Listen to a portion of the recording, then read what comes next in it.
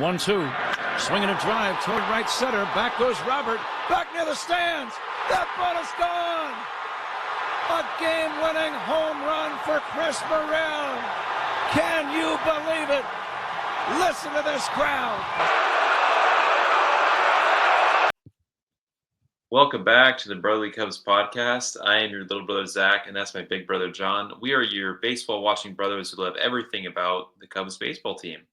If you enjoy the Cubs, hit the subscribe button, turn on the notifications, and give us a holler every week as we dive into the most lovable team in all of MLB. I would like to thank all of our subscribers, including Khaleesi, Zach's cat, that's visiting us today. If you're watching the podcast on YouTube, or I think we just have it on YouTube, right? The video. Mm-hmm. Yeah. So we'd like to, anyways, I'd like to thank all of you guys. And we have now 131 subscribers. So we don't want to get too swole.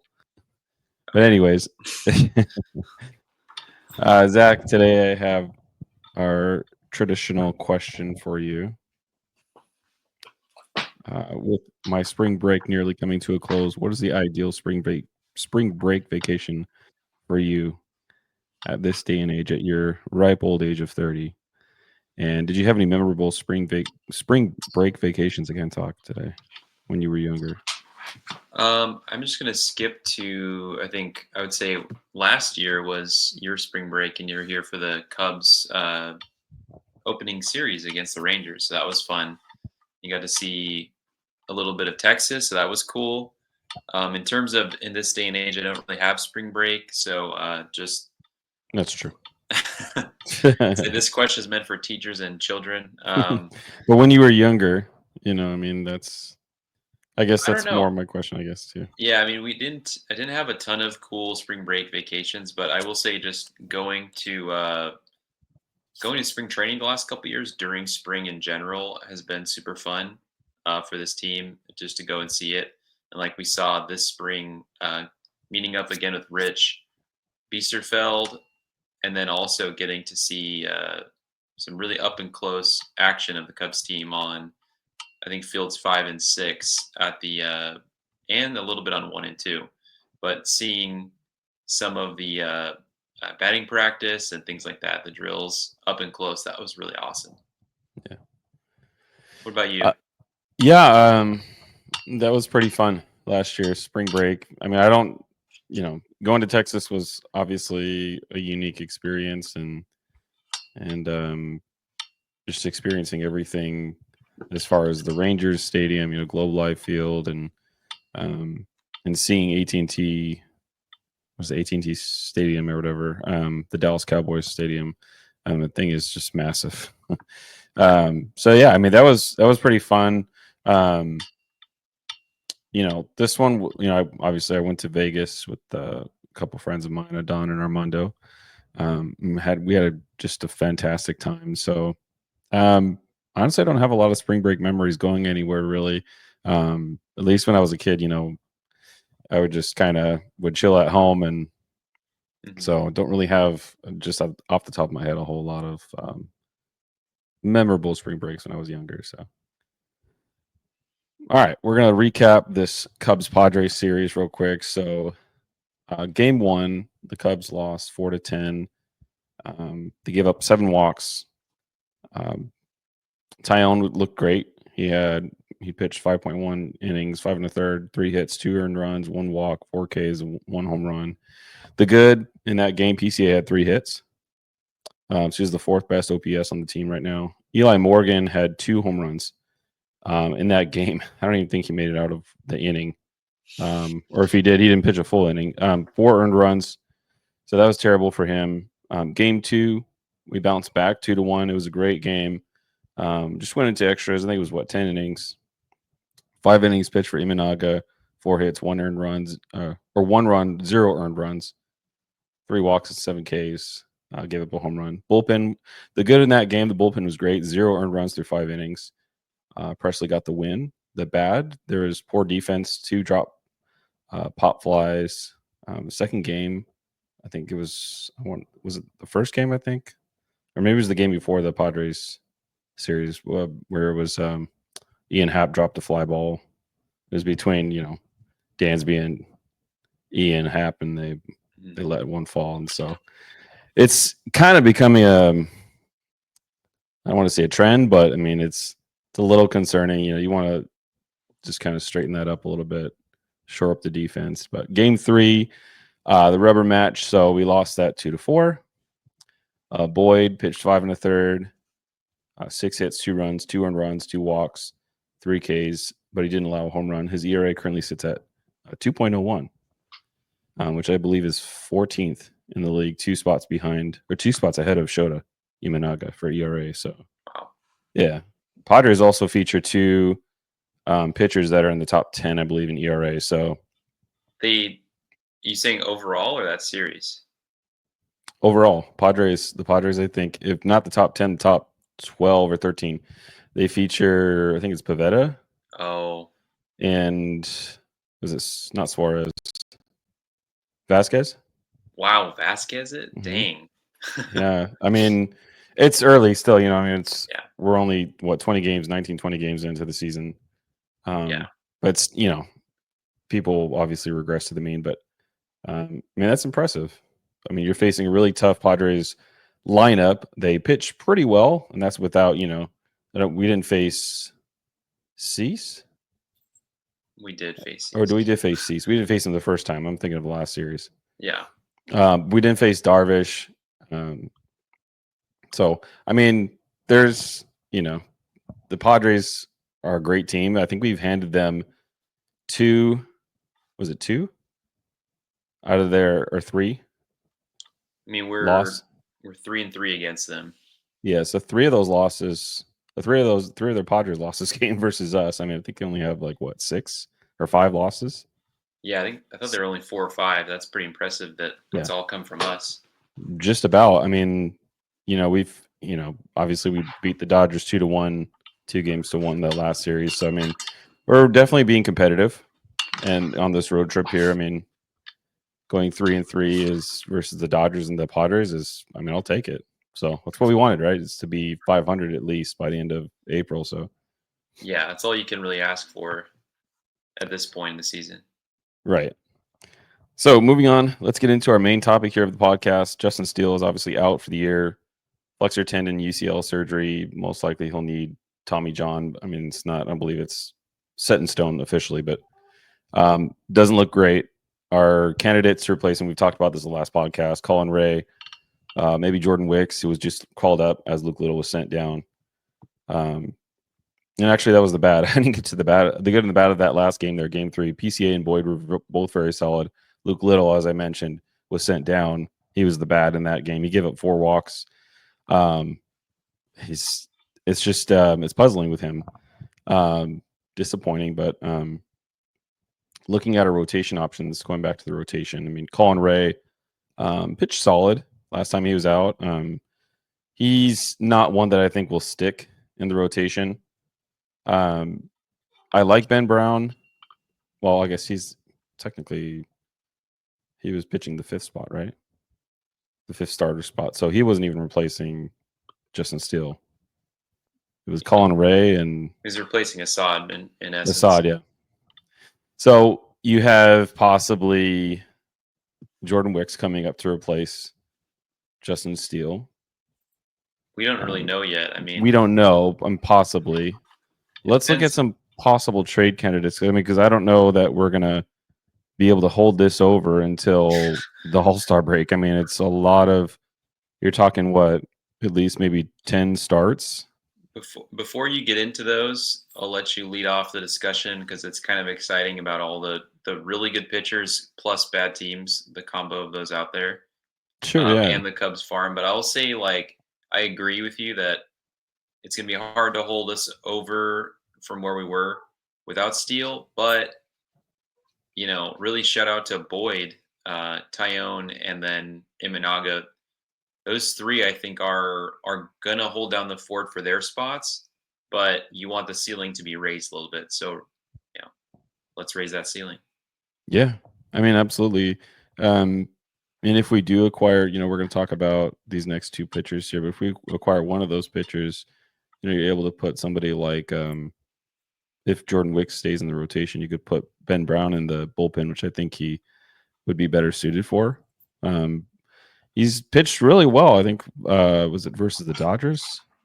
It was the Dodgers, yeah. Yeah. He had what's five or six innings of like no earned runs, and Yeah.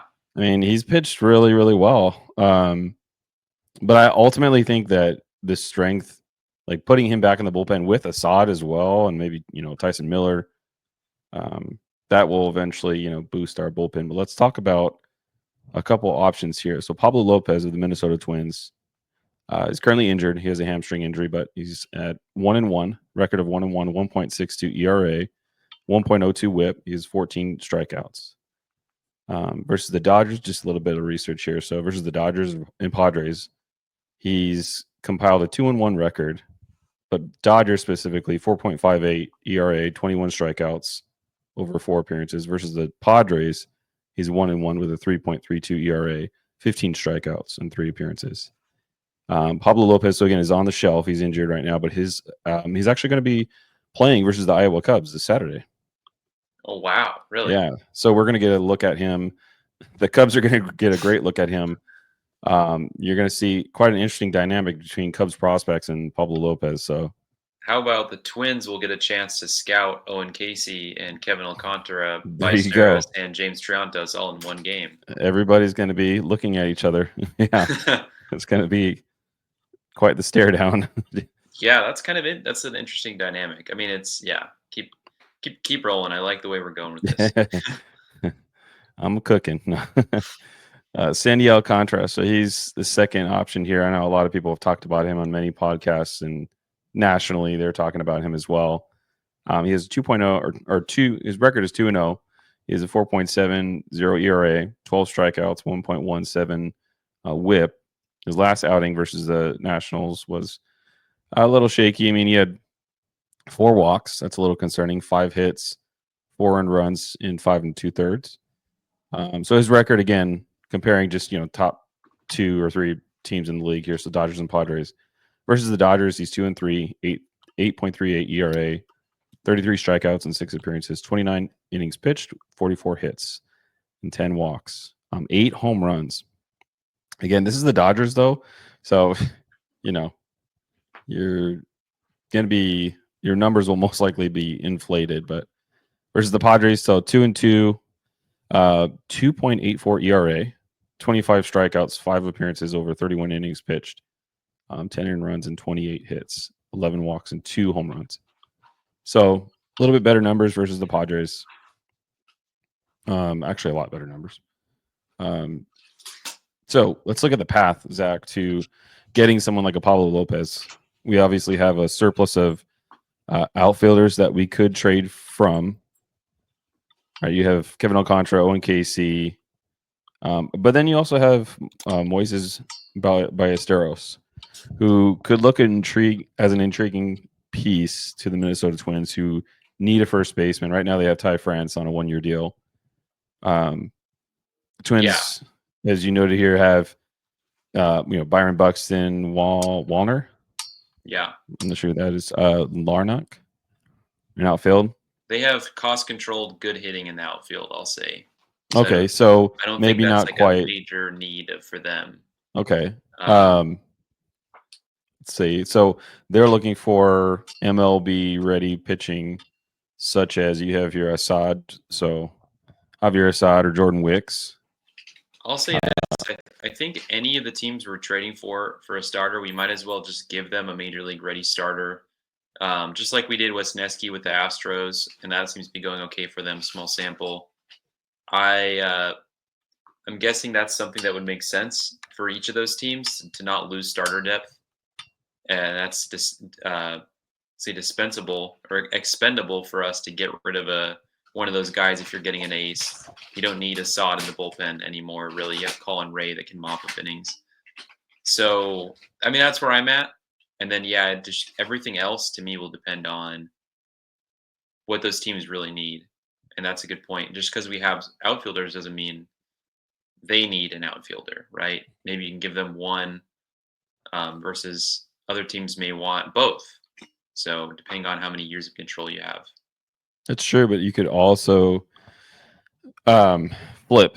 So you could take those, they're good players, and if you have enough of, they have a solid, Twins have solid cost controlled outfielders, but if you're able to acquire somebody like an Owen Caissie, you could also flip him for something that you're interested in acquiring in another team, right?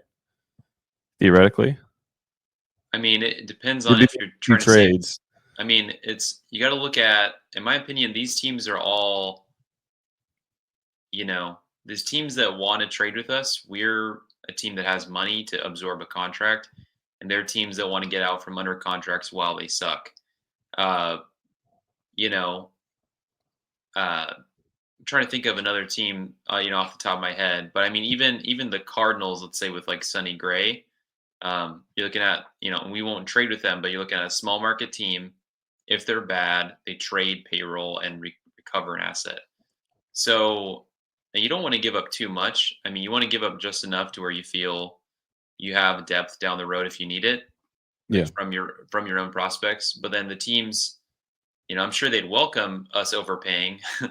But certain teams, I think like the Twins would be very fitted to take Ballesteros off our hands Right. and convert him to a first baseman / DH, and then like emergency spot catcher start if they can develop him there. So I think he's going to be in multiple trade proposals just because, if there's a DH role or a first baseman role that a team could use him, they could use him in that sense. But if a team has if let's say you're trading with the Mets, not that we would, but they already have Pete Alonso, or another team might have a star first baseman, and then Ballesteros becomes like redundant, So I would think the Cubs would be more likely to, if they do trade an outfielder for Lopez, they could give up one, or at a minimum give up Ballesteros, give up a starter like Assad or Wicks, and then give up potentially like James Triantos, Ben Cowles. He's kind of rising up the prospect ranks, or Cole Mathis is a second round pick, doesn't have a lot of helium in terms of where he is, but he is a second round pick, right? Still, that's something. And if he has a good year, that's a decent throw in. They might wait until he has more value, but I could see the Cubs giving up infielders if that's what it takes, and then I think they will trade an outfielder to get what they want, but they're not going to give up both, I would say, unless the team is desperate for outfielders. Yeah, that's a good point. Let's look at, so his contract, Pablo Lopez's contract is $18 million per year. Is that correct? Yes. The next 3 years. So when might the Cubs agree to trade for someone like this? Again, we're looking at the rotation. If it's, if it's turning into be pretty shaky and they're not able to replace Steele over these next, couple months, they may pull the trigger if another team is willing, I think, by June. I don't think they're going to wait until July if they really can help it. They might be forced to do that. Now, who knows? I mean, I think personally that Jordan Wicks may be able to hold down the fort in the meantime. Also, you're looking at if an extension is reached with Kyle Tucker, then you can part with pieces like, Kevin Alcantara or Owen Caissie, because now you have that right field spot locked down. Again, it does depend on who is looking for an outfielder. Maybe there's an option out there that we're not even talking about, right? That there's another starting pitcher that's pitching on a team that's not great, that needs outfielding prospects. Right. So that could happen. I mean, there's a bunch of different options. They're also Cubs are going to be facing, obviously, competition from people like the Yankees that need a starting pitcher, or two maybe. So yeah. So that's true. yeah, if we're they're talking, obviously not going to be. They have obviously one of the best farm systems in the game, so that puts them at a slight advantage maybe against some other teams. But again, it's what the other teams are looking for, like you said. I mean, just depends on, who's looking for outfield prospects. So Marlins, let's look at the Marlins request here. So what they might request, but as far as starting pitching, they're 26th out of 30 for team ERA. Teams are hitting 244 against them right now, 1.41 whip. Their needs, so they do need defense, they need power. Owen Caissie brings that. James Triantos, Kevin Alcantara, maybe not Mo Baller. They have Matt Mervis there at first base. Mervis could also DH for them as well, but I think he'll probably stick at first base just given his defensive value. Contract. So the contract for Alcantara, Sandy Alcantara, is $17 million a year for 2 years, and then a $21 million club option. So, what are your thoughts on Sandy Alcantara? I was looking at his fan graphs. So first of all, you mentioned his contract price, like dollar outlay, like 17 million, but his luxury tax is up that 11 million. And that's what's going to make teams come crawling to him, is that it's super cheap, like as a luxury tax hit. That's about as good as Imanaga and Steele are in terms of value, right? Yeah. So his Fangraphs page is actually surprising. His career ERA is actually 3.34, which is good. So that matches the eye test. K per 9 is only, for his career, only about 8, which I thought was low. But, some of his other metrics, like it's, low strikeouts, but a high ground ball rate. So that's good. He's a sinker ball pitcher, slider, and I think he has a changeup. But his average fastball velocity, which I'm searching for, and I thought I had it in front of me, 97.2. Yeah. So, I mean, that's like, enough said with that. I mean, that's awesome. Yeah. So I think that I think it's worth it to get, but I'm like you said, I'm curious as to the bidding that's going to go for him. Yeah, I mean, that's going to be expensive. who would you prefer though? I mean, if we're, the Cubs front office, if they weren't so cheap, like, then they wouldn't be so concerned about saving money. So Pablo Lopez career numbers aren't as good, but I'm curious as to just what the packages are for return, right? Right. So if whoever gives you the better deal, I'm thinking if Alcantara is going to cost way more, and Lopez costs you a decent, a decent package, but not like earth shattering. I like that. And I actually have a few more names down the road that we can talk about, depending on what you like for contract. I like Pablo Lopez just because he's cost affordable for 3 years. The Cubs need another pitcher like that. They haven't been going out and giving guys big contracts, so this just gives them an opportunity to save money and get a top of the rotation pitcher. I personally like Pablo Lopez better. I mean, obviously Sandy had, Tommy John and was out, all of 2024, I believe, or almost all of 2024. So he's come back strong so far. I think he's going to command more than maybe Pablo Lopez might. I know Pablo Lopez was just traded from the Marlins, actually, right? I mean, to Minnesota for what was it, Luis Ariz? Yeah. So there's your answer, maybe something like that, right? As far as like the quality of the trade, I'm sure it wasn't a 1-for-1, right? I mean, so starting pitching can be expensive. Personally, looking at the injury history, Pablo Lopez seems to be a little bit more healthier than Sandy Alcantara. I think he had a wrist injury or something that was kind of like his next biggest injury was Pablo Lopez. But I mean, otherwise, really solid pitcher. Yeah, we got to wait and see if he gets healthy, if he can, get healthy and string some performances together here, and maybe if he doesn't, rebound exactly, how the Twins would like, maybe he actually becomes cheaper. Yeah. So who knows? Right.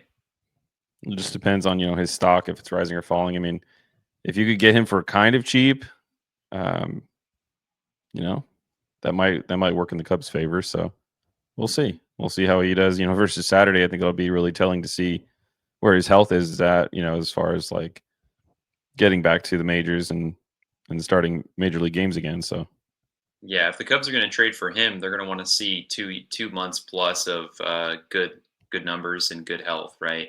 right, yeah, So if you're going to invest in him, you're going to want him to make sure he's, at least for this season, he's going to get you uh, some really good innings down the stretch, and especially if you're going to be in the playoff baseball type, playoff baseball type run. So yeah, that'll be interesting. yeah. Kind of, I'm curious to see like how quickly these teams make a trade, right? Like the Marlins traded Arise pretty quickly last year. They knew they knew like in May or whatever it was that no, we're not competing like already.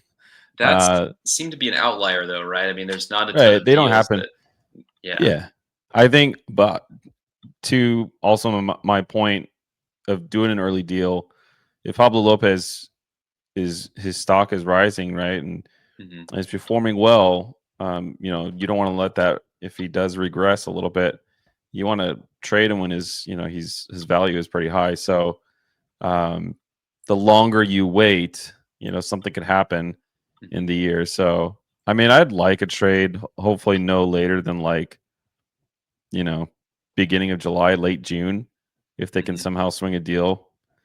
But Pablo Lopez would be phenomenal. I mean, really, or Alcantara. I think they're both great pitchers. And I think both of them would slot in as the ace above all of our pitchers, really. Would you agree to that?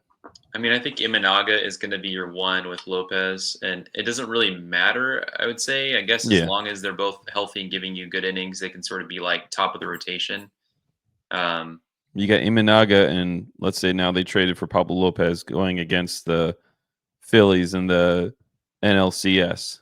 yeah, Wheeler, Nola, Yeah. So Sanchez. who would you throw at Wheeler game one if you're trying to steal a game in Philly? Imanaga probably over Lopez. Depends on the righty lefty matchups, like Okay. who is neutralizing them better. If Right. if someone's on a better run, it could be Pablo Lopez. I mean, Imanaga had like a sub-3 ERA last year. It just depends on if he keeps that up this year. I think he could turn into the ace. Now, if it's Alcantara, his ceiling I think is higher than Lopez. He can induce really weak contact with his fastball, like his sinker, a lot of downward movement. So I think he could be the ace, and that's why I think the bidding war for him is going to be ridiculous, and I think the Yankees will ultimately get him. Oh, okay. They lost Garrett Cole. They don't have a lot in Stroman. They lost Nestor Cortez. I mean, they need pitching. Yeah, So that's they have true. Max Fried, but they could definitely use another top arm to pair with Rodon and Fried.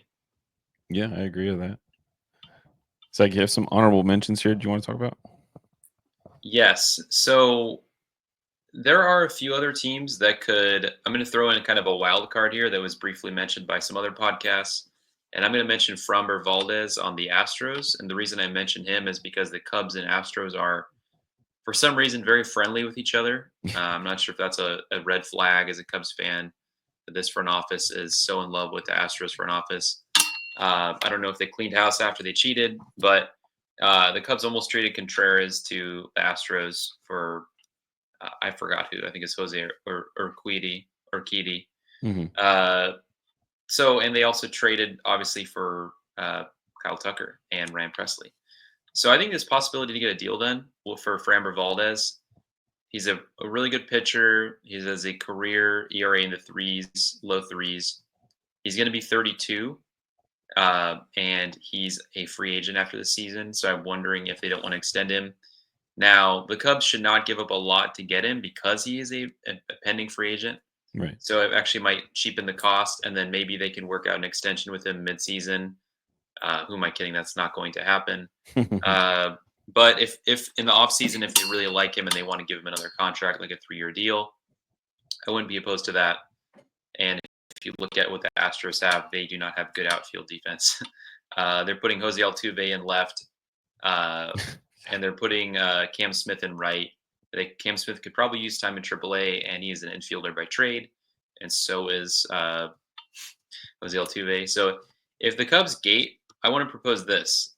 If the Cubs had an inkling that Valdez would take an extension, they could give up, extend. This is really lofty. Extend Tucker, trade both, maybe Christian Franklin instead, but Christian Franklin and Owen Caissie. Keep Kevin Alcantara, or whichever two of the three they want. That way they can plug in Cam Smith back in the infield or Altuve back in the infield, and they can get major league ready outfielders, and possibly, let's say, Assad, or maybe the return is less. In return, if you get Valdez, that's awesome. And so then the Mariners, I think the Mariners have been very insistent on like Shaw and Horton as a starting price for their, for one of their top 3 or 4 pitchers that are like less than $10 million a year. So that's why I'm thinking the Mariners would be most likely to give up Luis Castillo. They need hitting. They have Julio Rodriguez. They have J-Rod. They have Arozarena. They could use another outfielder, I'm sure. I think they'd welcome that. Sure. Convert Luke Raley to DH or first or whatever. So Owen Caissie could work. I think they need more infield help. Cole Mathis, Triantos, Cowles, those kind of players. Jefferson Rojas, Cristian Hernandez, any of those could work, in my opinion. I'm sure they're looking for more major league ready. So Cowles, like I said, those guys like that. Ballesteros could work at first for them. So just mostly infield help with possibly an outfielder. It is, what could get Luis Castillo. He's in the realm of like 24 million, so a little bit more expensive. Very, very healthy over his career, very consistent. He does not have the ceiling of some of the other guys we talked about, but he's also very consistent and could give you some really good innings in the playoffs. So that's intriguing to me. And then last but not least, this is a dart throw on my end as we kind of wrap up here, but Shane McClanahan on the Rays. I don't know if he's available. He's got 2 more arbitration years. So if the Rays do not want to pay him like the 9 to 10 or 11, 12 million range, he's eventually going to command that, if not now, next year. And then he'll reach free agency. So the Cubs could get 2 very cheap years and then extend him at a young age. He has been hurt. So I don't know what the return would look like, but they do need, they could use outfielders. They have a good infield. And then again, I'm just going to keep saying Javier Assad's name. He's a good pitcher. A lot of teams could use him just as depth. And Ballesteros could work as well. So, this is a time to be, in a way, cautiously optimistic. The very deep. I just read it's the number 8 farm system, which if you think about all the graduations and the trades. Ours is the 8th? I mean, yeah, it was 2nd and 4th last year. I don't know why you're grimacing. I think that's harsh. I mean, we still boast like what, 7? Is it? They do have like among the most top 100. Right. They don't have like Shaw's like high prospect or anything. Yeah, like they have guys in like the 40s and 50s. So that's why they're not like, they don't have guys that are like number 5 or number 10. Right. It's hard. I would say it's really hard to stay consistently like the best in prospects. It's almost not a good sign. Right. Then because you're not graduating. It's good to have consistent prospect depth in a pipeline. Right. But it's not good to just be trading stronger in the farm than you are in the major leagues. You want to have a balance. Right. And so being in the top 10, I think is fine. They have a lot of top 100. Yeah. If they'll likely trade some of these top 100s this year for redundancy. And then in doing so, their ranking will go down. But they just need to keep churning. And we mentioned like 5 dudes here today, all very good pitchers, all under 35, all on very cost affordable deals. So I think that there's a lot that they can do here for replacing Steele. And then next year, the thought is make this trade for multiple years and make it so Steele plus whoever else will be in your rotation next year with him and Naga. That's a very good top 3. Any of these names we mentioned with Steele and Imanaga, good top 3. Yeah. Boyd, Ione, very good rotation.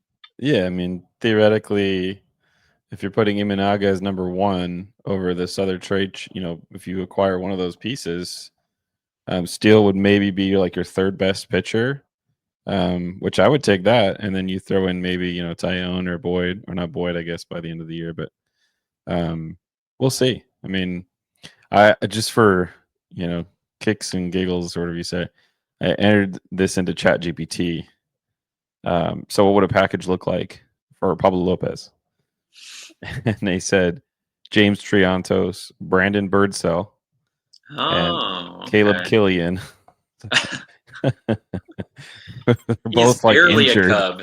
They're both. Yeah, I just read that they signed him again like 2 days ago. If Birdsell comes back healthy and he's sort of back to where he was, like he was pitcher of the year for the minor leagues, but if he can stay in the 3s for Iowa, he's actually a good candidate as a trade chip. I forgot about him. I'm glad ChatGPT has our backs. Yeah. And then for Sandy Alcantara, the trade package would look like Nico Horner, Owen Caissie, and they have Miguel Ballesteros. Wow. So they messed up his name there. Horner and Caissie? I mean, I just don't. My issue right now is the Cubs actually need like power hitting infielders, and giving up Horner. Yeah, I disagree with second, but who plays third? Yeah, you need to make another trade. And I thought about that. Did they make like 2 trades and then get a third baseman again? But they just keep. Well, they would have to hold on to. They would assume, I guess, if you're trading Horner, that you're. I mean, who slugs more? Is Triantos or Horner? Horner at this point. Right? Really? Triantos is not a slugger. No, he's a kind of. They're very similar. Yeah. Think of them as like identical type players. Right. So I mean, if you plug and play. Yeah. Horner, yeah, maybe better defense. Is that what you're gonna say? Mm-hmm. Triantos still is very. He's got speed. Yeah. So I mean, like you said, similar traits, characteristics in them as players. So, but again, I thought that was funny. Miguel Ballesteros. How dare you? They want AI to take our jobs. Shame. They're going to be calling the boss by the wrong name. Whatever you say, Tim. It's Tom. That's good. Anyways. So that's all the time we have for today here on the Brotherly Cubs podcast. Thanks for joining us. Hit that subscribe button, turn on the notifications, or join the conversation with us here on Twitter at Brotherly Cubs or Spotify and Apple Podcasts. I'm your big brother, John, and that's my little brother, Zach. And we will see you next week as we recap the Diamondbacks and I believe the Phillies, right? It's going to be fun. Hopefully they just get 500. Just get to 500. Yep. All right. See you guys. Peace. Listen to this crowd.